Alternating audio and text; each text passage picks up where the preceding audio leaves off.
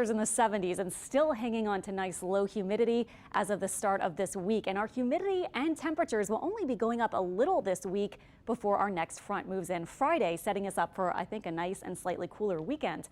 70s, though, at lunch. Our highs today may be about 81, 82, somewhere in there. Sunny skies. Overall, a really nice feel. And then tonight, temperatures edge up just a little bit, just by a few degrees. North Shore still looking at 50s for early tomorrow.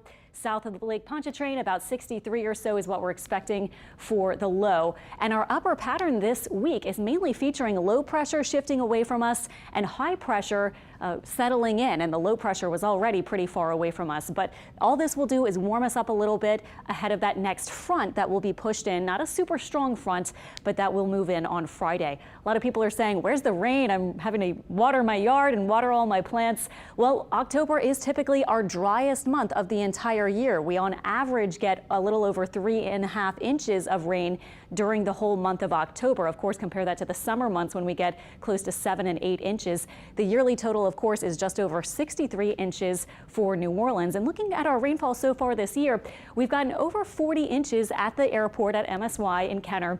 The average for this point in the year, though, is 51 inches. So we're running lower than average this year. And of course, it's been about 26 days since our last rain. Some people were asking, when did it last rain? During a lot of the summer, it seemed like it rained every single day. And then we've gotten this dry spell since our last rain on September 7th.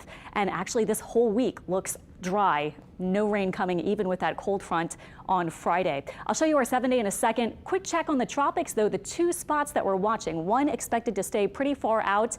That one has the higher chance for development. And then this is area of investigation Invest 91L. So it has a medium chance of development, not looking very organized as of today. In fact, it was looking a little better organized, I thought, yesterday with our satellite imagery late in the day. But look at this more southward track that we're expecting right now. Now, this could change when we talk about models. This is, not a formed system yet, but just looking at the general indications of what might happen, it looks like it may get into the Caribbean Sea or scrape the northern part of Venezuela and South America maybe by mid-late week, and then could eventually, maybe a whole week plus from now, get near Central America, maybe near Nicaragua. Now notice the Euro, you did not see a lot of green showing up on this path.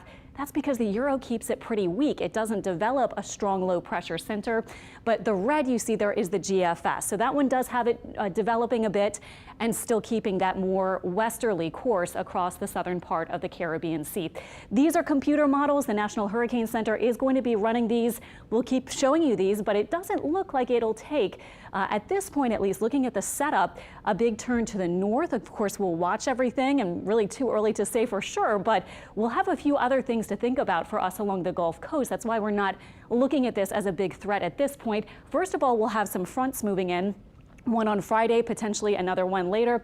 And that creates a lot of wind shear across the Gulf of Mexico. And then also our upper pattern may feature about a week from now or end of the week and into early next week, high pressure building in potentially over the northern Caribbean or over the Gulf.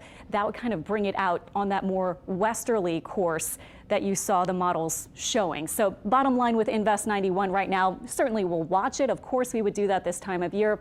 Long range models, again, just to kind of reiterate, not putting all our eggs in this basket, but just to look at what they're saying. They keep it weak in the southern part of the Caribbean Sea. No tropical threats for us. And there are your next two names on the list. We'll continue to watch everything and keep you updated. 7-day forecast shows a slight warm up by Friday and then a very pleasant weekend ahead. All right, thank you, Alexandra. Today, the Salvation Army started getting ready for their Christmas Angel Tree and Silver Bells program. They're accepting applications for families who would like to have their name on a Christmas tree ornament. The Angel Tree program